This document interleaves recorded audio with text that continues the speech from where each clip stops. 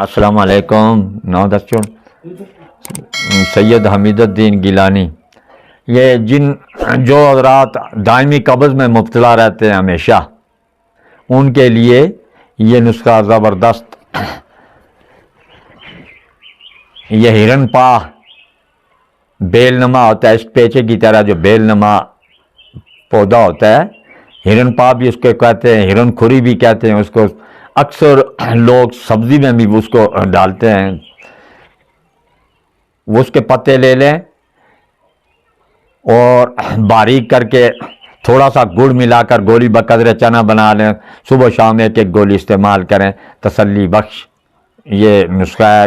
دائمی قبض کے ساتھ، دائمی معدے اور آنتوں کی خشکی کی وجہ سے جو قبض ہوتی ہے وہ مکمل شفا ہو جائے گی. اس کے علاوہ دوسرا نسخہ ہے مصبر ہے، خالص مصبر، اسارہ رحمت.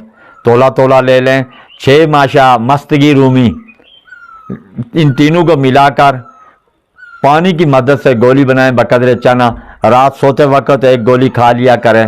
اگر زیادہ تکلیف ہے تو صبح و شام استعمال کریں.